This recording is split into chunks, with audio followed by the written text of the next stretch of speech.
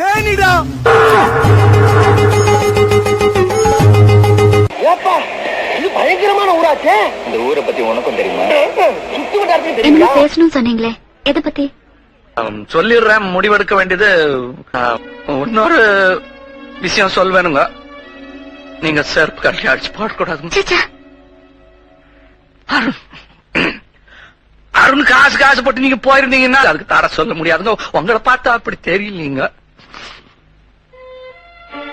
அம்மனியே, காசு உடனே எப்ப வேணா சம்பாரிச்சுக்கலாங்க.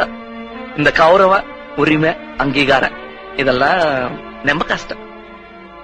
மனுஷனா பிறந்த தப்பு செய்யறது ஜகஜங்க. ஆனா தப்புன்னு தெரிஞ்சதுக்கு அப்புறமே பாக்குறதுக்கு வெத்தலை கொடியாட்டு நல்லா இருக்கிறீங்க. நீங்களே முடிவெடுத்து என்னமோ வேச வந்துட்டு என்னென்னமோ பேசிட்டு இருக்கிறோங்க. நமஸ்தே. நமஸ்தே. I am Subramani Bharathi. I got your letter. Welcome. தனியாகவா வந்தாய்? இல்லை, சென்னை நண்பர்களோடு வந்தேன். நான் அதை கேட்கவில்லை. உன் மனைவி அழைத்து வரவில்லையா? காங்கிரஸ் மாநாட்டில் பெண். அவள் என்ன செய்ய போகிறாள்? ஆனாகி நீ என்ன செய்து விட்டாய்? முகத்துக்கு 2 கண்களாய் போலத்தான் ஆணும் பெண்ணும். வலது கண் பார்ப்பதை எல்லாம் இடது கண்ணும் பார்க்க முடியும். ஆனால் ஒரு கண்ணை மூடிக்கொண்டு உலகை பார்த்தால் எல்லாம் தட்டையாகத்தான் தெரியும். Indians have great strength. ஏட்டையும் பெண்கள் தொழுவது தீமை என்றெண்ணி இருந்தவர் மாய்ந்து விட்டார். வீட்டுக்குள்ளே பெண்ணை பூட்டி வைப்போம் என்ற விந்தை மனிதர் தலைக வென்றார். வீட்டினில் எம்மிடம் காட்ட வந்தார், அதை வெட்டி விட்டோம் என்று கும்மியடி. So you are Stephen Raj. எதுக்கா என்ன கூப்பிட்ட?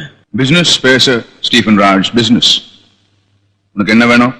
எதையும் கேட்டு வாங்குற பழக்கம் எனக்கு இல்ல. கேட்காம வாங்குறது நான் உயிரை மட்டும்தான். அதான் 4-5 பேர் நிறுத்தி வச்சிருக்கேன். ஏதாவது பூச்சாண்டி காட்டுறதா இருந்தா காட்டிட்டு நான் போயிடுறேன். Stephen Raj, my dear Stephen Raj, do you know? ஒரு ராஜ்யத்துக்கு ஒரு ராஜா, ஒரு குடும்பத்துக்கு ஒரு தலைவர், ஒரு உரைக்குள்ளே ஒரு கத்தி. நான் நிஜம் ஸ்டீஃபன் ராஜ், நீ நிழல். இந்த மாதிரி விளையாட்டுக்கு ஒரே ஒரு ஜிந்தா மட்டும்தான். Stay out of my way. Good joke. ஆனா சிரிக்கணும் தோணல. Sit down, Stephen Raj, sit down. Sit down. செய்தி இல்ல ஸ்டீஃபன் ராஜ், கட்டளை. இவன் தான்டா என் புள்ள. அத சொல்லிக்கிட்டு இனிமே இவன் இங்க இருக்க கூடாது. நானும் பாத்துக்கிட்டே இருக்கேன். சொத்துக்காக அம்மாவை என்னென்ன வார்த்தை பேசிவிட்டேன். என்னடா பெரிய சொத்து? அறுதலி பயிலுடா. தாத்தா சொத்தம்ல, தாத்தா சொத்து. இந்த அம்மா இல்லன்னா இந்த சொத்துக்கு நீங்க வாரிசு ஆயிருப்பீங்களாடா? சரி, இப்ப 3 பேரை அடிச்சு கொண்டுட்டு நான் ஜெயிலுக்கு போனேன்னா யாருக்கு நான் போய் சேர சொத்து? பொறுக்கி பயலுடா. ராஜர முதலியாரோட பேர பிள்ளைங்களே திட்டவோ அடிக்கவோ உனக்கு உரிமை கிடையாது. அந்த வார்த்தைக்கு நீ உண்மையிலேயே மதிப்பு கொடுக்கறதா இருந்தா இந்த வீட்டை விட்டு இப்பவே வெளியே போயிடு. அம்மா என்ன மாதிரி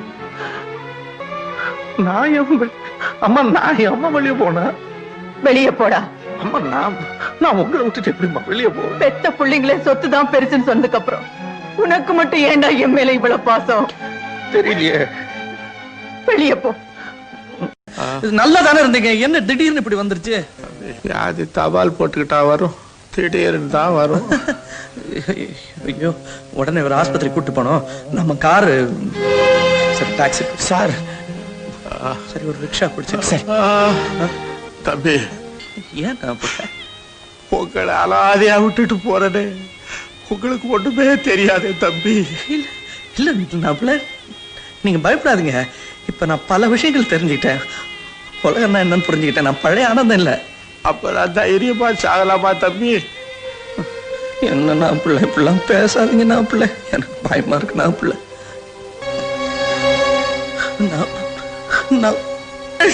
பாரு இப்படி பண்றாரு. என்ன இப்படி பண்றாரு? மாஸ்டர், மனசுல என்ன குழப்பம்? என்ன காரணம்னு நான் தெரிஞ்சுக்கலாமா? அன்னைக்கு உயிரை போக்கிக்க இருந்த உன்னை எதுக்காக காப்பாத்தினேன்னு இப்ப வருத்தப்படுறேன். நான் என்ன தப்பு பண்ணேன்? இன்னும் என்ன தப்பு செய்யணும்? நீ என் பழைய நினைப்பெல்லாம் நான் மறக்கணும்னு நினைச்சிட்டு இருக்கேன். என்ன பார்த்து நீ கை கொட்டி சிரிக்கிற. அது பத்தாது, வாழ்க்கைக்கு அர்த்தமே இல்லைன்னு முடிவு பண்ணியிருந்தேன்.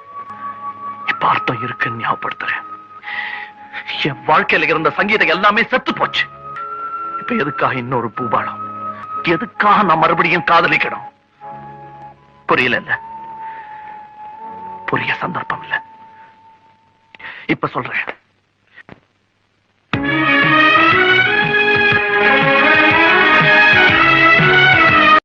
நான் ஒண்ணு உங்ககிட்ட கேட்கட்டுங்களா? என்ன குறைஞ்சபட்ச தண்டனை கிடைக்கிற செக்ஷனா பார்த்து போட சொல்றியா? நீங்க குறைஞ்சபட்ச தண்டனை கொடுத்தா என்ன, கூட்டி கூட்டி தண்டனை கொடுத்தா என்னையா? ஒருத்தன் 7 வயசு குழந்தைய கற்பழிச்சு கொலை பண்ணிட்டு ஜெயிலுக்கு போறான், நீங்க அதிகபட்ச தண்டனை தான் கொடுக்குறீங்க. 3 மாசத்துல அவன் திரும்பி வந்தவங்க அம்மால கொலை பண்றான், மறுபடியும் நீங்க அதிகபட்ச தண்டனை தான் கொடுக்குறீங்க. அந்த தண்டனை எப்ப நிறைவேற்றுறது? அவனா வயசாகி செத்ததுக்கு அப்புறமா. இதோ பொள்ளாச்சில 200க்கு மேல எல்லாம் அப்பாவி பொண்ணுங்க. அந்த பொண்ணுங்களை ஒரு 4-5 பேரு நம்ப வச்சு கூட்டிட்டு போய் கற்பழிச்சு சீரழிச்சு வீடியோவா எடுத்து போட்டு காட்டி அந்த குழந்தைங்க, அந்த பொண்ணுங்க, இவ்வளவு பொண்ணுங்க, அண்ணா என்ன விட்டுடுங்கண்ணா, அண்ணா என்ன விட்டுடுங்கண்ணா, என்ன பண்ணுவீங்க? அவங்களெல்லாம் தூக்கு தண்டனை கொடுத்துருவீங்களா? அரசியல் பின்னணி இருக்குன்றானுங்க, ஆட்டோமேட்டிக்கா அவனுங்க வெளியில ஆட்டிட்டு போயிடுவாங்க. சம்பளம் எவ்வளோ? 40,000 சார். 40,000? ஏய் 40,000 ரூபாய் கொடுத்தா உன் பேர் மாத்திருவல்ல நீ? 4 லட்சம் ரூபாய் கொடுத்தா உங்க அம்மா மாத்திருவல்ல நீ? வேற வழி இல்ல. அப்படிதான் சார். நல்லா தானே இருந்தது. எப்படி இது? Thanks for calling in Janix. I'm Thomas here. Could you please tell me your first name and last name sir? நல்லா சொன்னா? ஆமா சார், அமெரிக்காக்கார மாதிரியே பேசுனீங்க சார். ஏய் இப்ப நீ சொன்னத நான் சொன்னேன், இப்போ நான் சொல்றத நீ சொல்லணும். சொல்லல தமிழ் தானே? வெளிவடி அந்த திடி பல தாளம் போட வெறும் வெளியில் ரத்த களியோடு பூதம் பாட சொல்ல தமிழ் மாதிரி இருக்கு சார். தமிழ் மாதிரி இருக்கா? 40,000 ரூபாய் சம்பளம் கொடுத்தா அமெரிக்கன் ஆக்சென்ட்ல இங்கிலீஷ் பேசுறான். 25 வருஷமா இங்க பறந்து வந்து உனக்கு பாரதி பாடு தெரியல. பாரதி மாடத்துல வச்சிருந்த பணம் மடியில இருக்கு பாத்தீங்களா? பிச்சை எடுக்கிற பையன் உனக்கு ஏதா அவ்வளவு பணம்? சொல்றா, ஏதா அவ்வளவு பணம்? ஆய திறந்து உறக்க பேசேண்டா. வேண்டாங்க, 2 பேரும் உறக்க பேசினா உண்மை 2 பக்கமும் இல்ல நாயிடுங்க. அப்பா மடியில இருக்க பணம் ஏறுடா. மாது, என்னடா இதெல்லாம்? சார் எங்கடா போற? பெரியவர் நீங்களே கேளுங்க சார். என்ன சார் அப்படி பாக்குறீங்க? நான் தான் திருடி இருப்பேன் நீங்களுமா நினைக்கிறீங்க? திருடுற பழக்கம் எனக்கு கிடையாது சார். எப்படி சம்பாதிச்சா உங்ககிட்ட மாத்திரம் சொல்றேன் சார். வீட்டுல எல்லாரும் தூங்குனதுக்கு அப்புறம் நேரா லாண்டரிக்கு போவேன் சார். அங்க இருக்கிற அழுக்கு துணியெல்லாம் எடுத்து துறையில கொண்டு போய் குடிச்சிட்டு வருவேன் சார். முதுகுல சுமந்துக்கிட்டான்னு கேட்காதீங்க, என்னால முடியாது சார். வண்டி வச்சு எடுத்துட்டு கொண்டு போய் குடிச்சிட்டு வரேன் சார். ரொம்ப கஷ்டம் சார். 10 நாளா நான் தூக்கவே இல்லை சார். ஒரு நாளைக்கு எனக்கு 5 ரூபாய் தான் சார் கொடுப்பாங்க. கஷ்டப்பட்டு பரிசைக்கு பணம் கட்ட 50 ரூபாய் சேர்த்து வச்சேன் சார். அதை வாங்கிட்டு போயிட்டாங்க சார். வாங்கி கொடுங்க சார். உருப்படாம போயிட்டோமேனு ஊருக்குள்ளேயே நொந்துகிட்டு இருக்கிறத விட விட்ட பணத்தை பிடிச்சிட மாட்டோமான்னு ஊரா அலையிறேன். ஏமாந்தவங்களை யாராவது ஒருத்தர் பணத்தை திருப்பி வாங்கித்தண்டா அப்படின்னு சொல்லிட மாட்டாங்களா? இல்ல, நம்ம எல்லாத்தையும் ஏமாத்தினானே அந்த களவாணி பழம் அவன் இங்கதான்டா இருக்கான் அப்படிங்கிற தகவலாவது வந்துடாதான்னு எல்லாரும் அட்ரஸையும் வச்சுக்கிட்டு ஊரா சுத்துறேன். உனக்கு ஏதாவது செய்தி வந்துச்சா? நான் கூட மெட்ராஸ்க்கு போன் பண்ணேன். எனக்கு என்னவோ நம்ம பணம் திரும்ப கிடைக்கும்னு தோணல. அதையே நினைச்சு அலையாம ஏதாவது வேலை செஞ்சு ஆத்தாவை குணப்படுத்துற வழியை பாரு. சரி, அப்ப நான் புறப்படட்டுமா? ஒரு 10 ரூபாய் கிடைக்குமா?